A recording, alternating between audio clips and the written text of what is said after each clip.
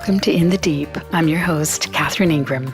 The following was recorded in April 2017 in Lennox Head, Australia. It's called Aloneness.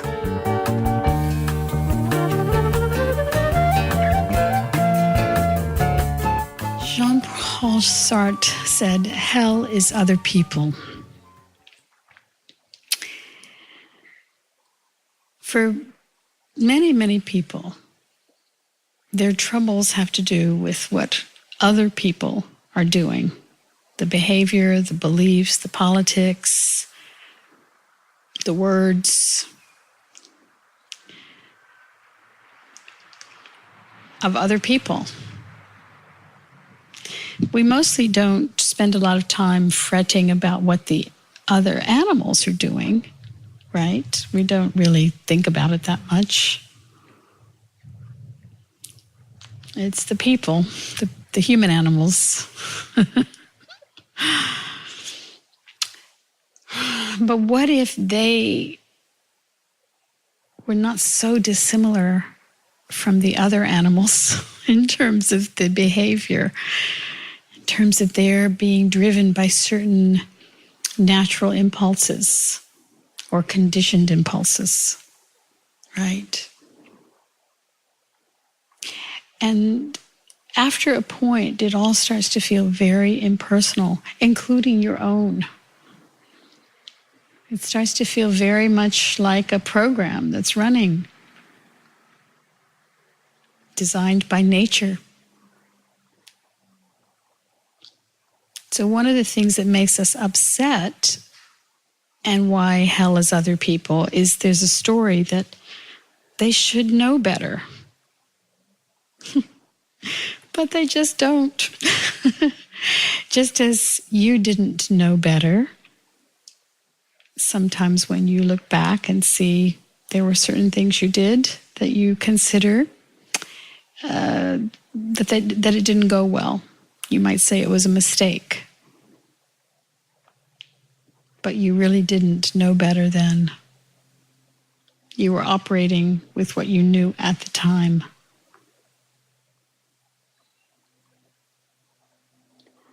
So when there is this sense of hell as other people, one of the things I do with that is one of my shortcuts that I say to myself is he or she, he's just being him, right? She's just being her. It often cuts through. I see it from a more spacious point where I realize they're operating with their full compartment of, their full complement, of wisdom or intelligence or lack thereof in the moment.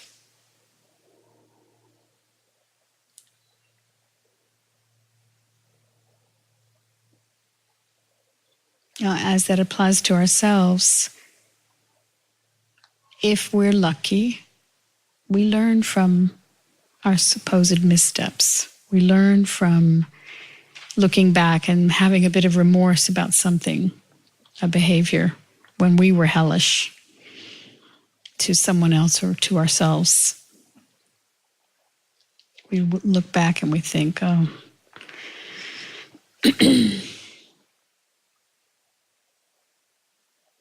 doing the best I could at the time, but happy to learn that lesson going forward. But not everyone is able to learn the lessons. Not everyone learns easily. Let's face it. There's different levels of ability in students. So some, in Buddhism, there's an image that supposedly the Buddha used where he said there's the slow learner, the really slow learner. He likened to a horse that to make it go, you really have to crack it with the whip a lot of times. Terrible, terrible thought, terrible image, but anyway. Then there's this sort of medium student where a few cracks with the whip and it goes. And then there's what he considered the most intelligent, where, as he said, the horse would only need to see the shadow of the whip. And so some of us, as soon as we see the shadow, we get it. Others of us have to really be beaten a few times with the whip. But as we can see, there's a range always. In our own case, sometimes we've learned things quickly and sometimes not so quickly. But we also see with other people, sometimes for whatever reasons, wisdom does not come easily to them. We even see people who get all the way to the end of their lives. There's this sort of hope, and you do see it, that older people have learned a few things with time. And you do see that, true. But you also see sometimes you're astonished that people get to a certain old age and it doesn't seem like they've learned much at all. And that does also happen. When there's an attraction to Dharma, there is a quickening of what I call awakened intelligence.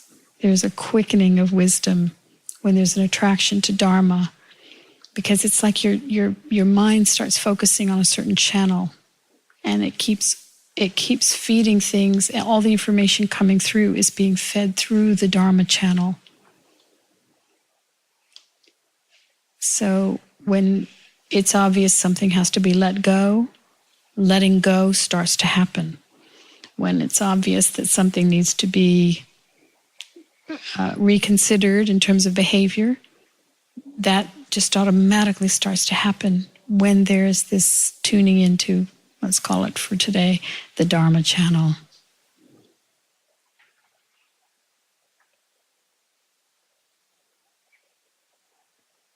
And you rely on that to get through in life. You rely on that awakened intelligence to arise as needed and to guide you as needed.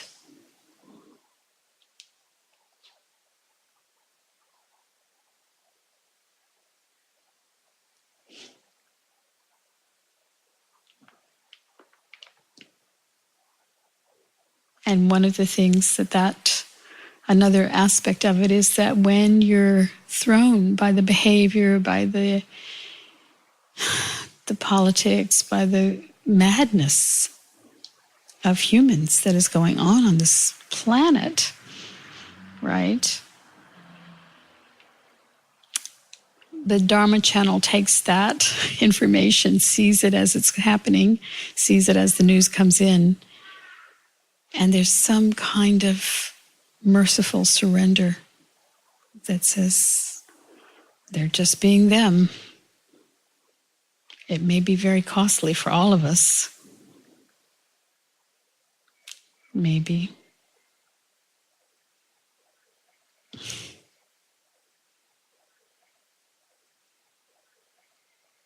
There's a pecking order at school, not just with the kids. With the moms. With the mums. Oh. Yeah.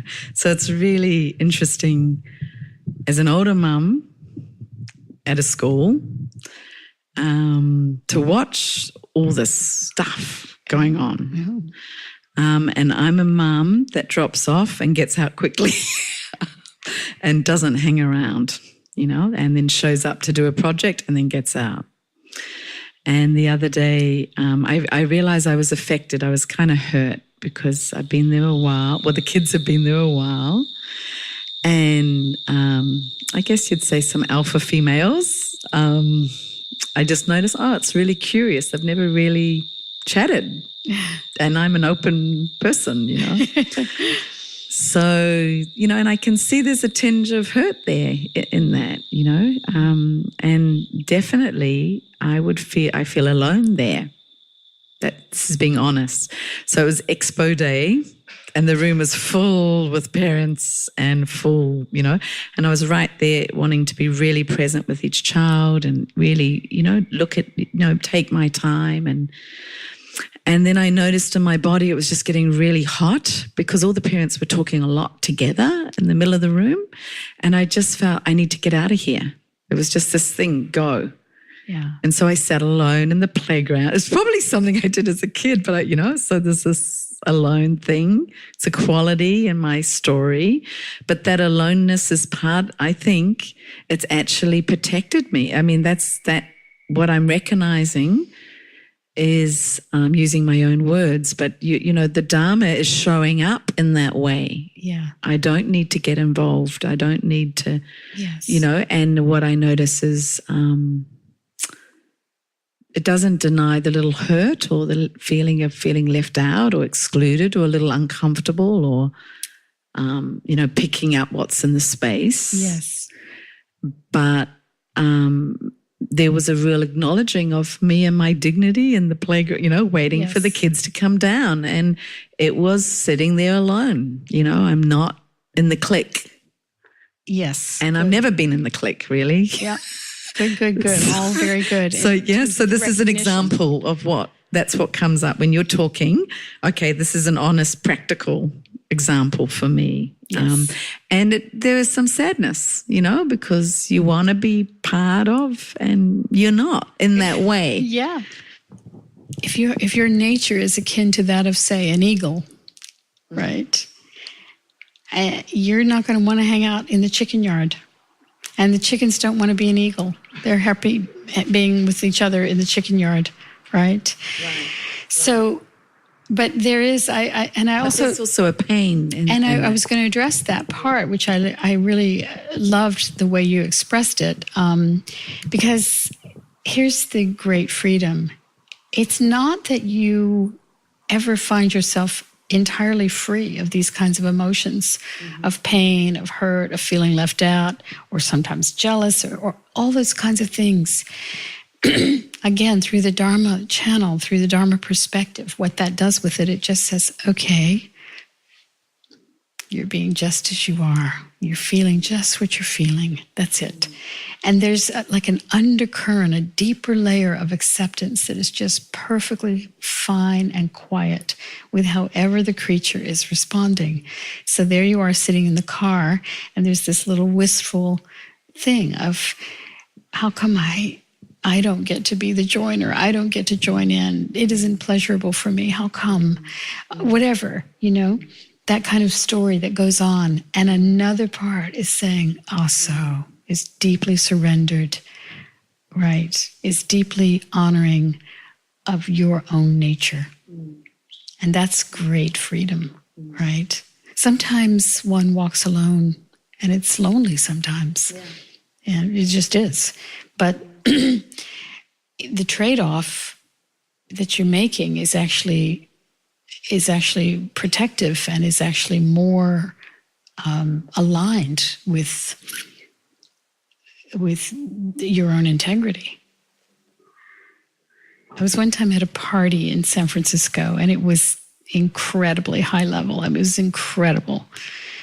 The cook had been flown in from Italy 2 or 3 weeks in advance, really world-class chef, and had been working for all that time to prepare this, along with various assistants. It was at one of the most beautiful properties in the entire Bay Area, which has many, but this was really one of the best. And of course, it was filled with dazzling people, right? Well, I invited some of my friends to this party. And just a few friends of mine. And midway through this, all I could think was, I want this to end. I don't want to be here. And one of my friends and I, he's very much like me, another eagle. We found each other, and we went to like the back of one building that was on the property, and there was some steps. And we went and sat on those steps away from the party, just the two of us, and we had a real conversation. And during this real conversation, this is going back about 25, 26 years now, during this real conversation, he's Jewish, and he told me that there's I don't know if it's a story in Judaism, anyway, somehow it's a belief system that, he said something like that, at any given time, there are only around 12 wise people on the planet. I've heard that actually. Have you? Yeah. This sense of not that we necessarily thought we were two of the 12, but pointing to the rarity of people who want to live in the really deep waters, and that is not that many people. I mean, there's just not. You know, and so, I mean, eventually we had to go make an appearance back at the party. But for me, I almost remember nothing of that party.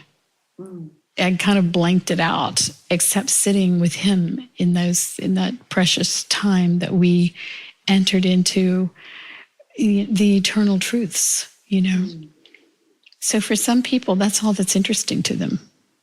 And they cannot just chit-chat. They cannot just yak about nothing for very long. I mean, one can do it politely for a while, but you just can't make a habit of it, as many, many people do in the world.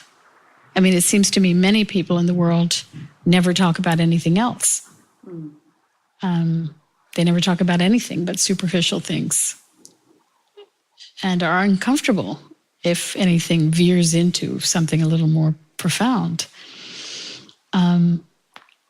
And if one is not made that way, if that's not interesting to you, you have to accept not fitting in to that club.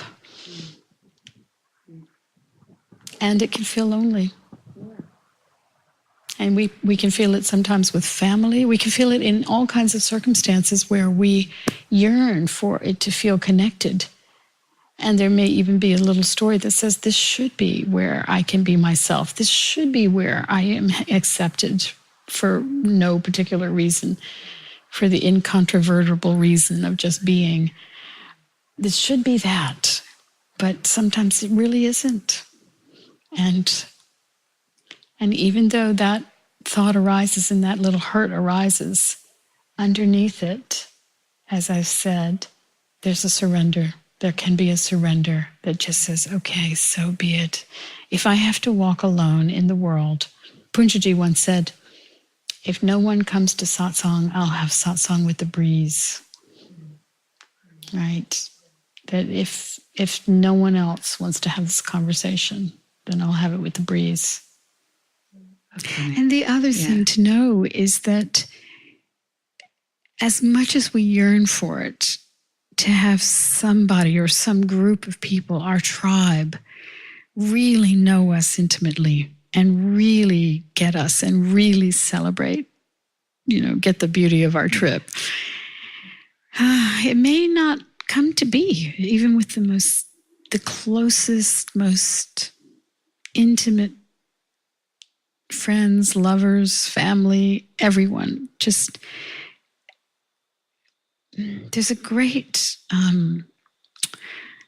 passage by Einstein in which he talks about that all his life he had felt like a lone traveler, and even surrounded by, you know, family and friends, and even standing in front of hundreds of people on a stage, that these feelings of aloneness have intensified with the years. That it's gotten more and more as he got older, more and more the intense experience of aloneness. Isn't that incredible?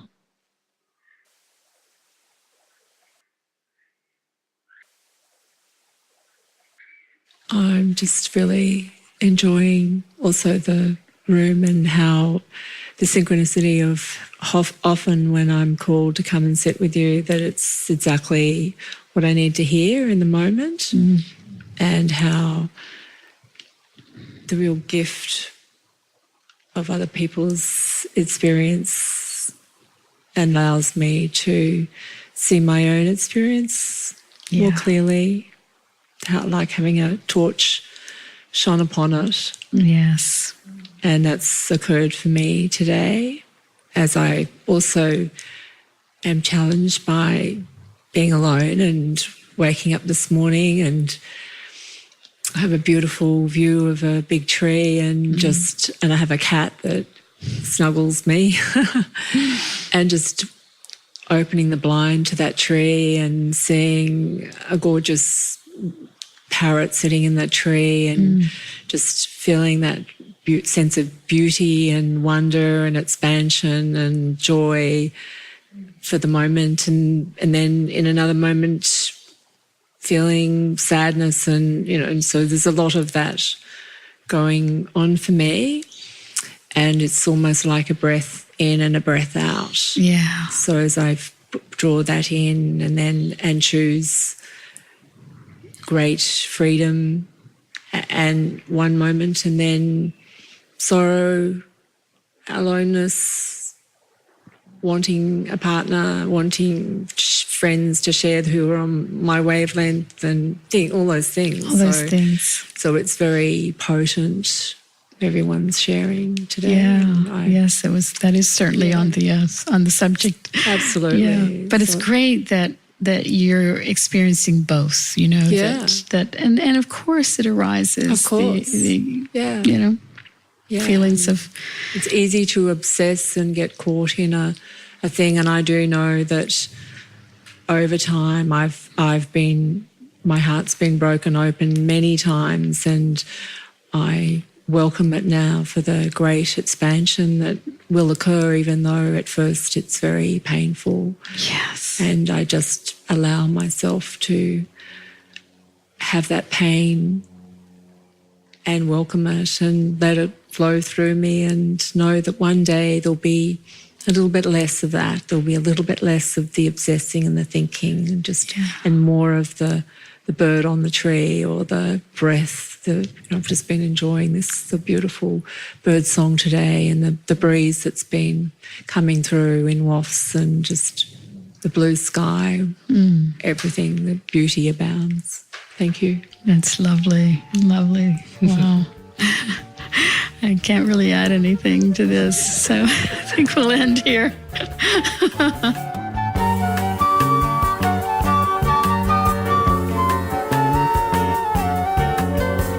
This has been In the Deep.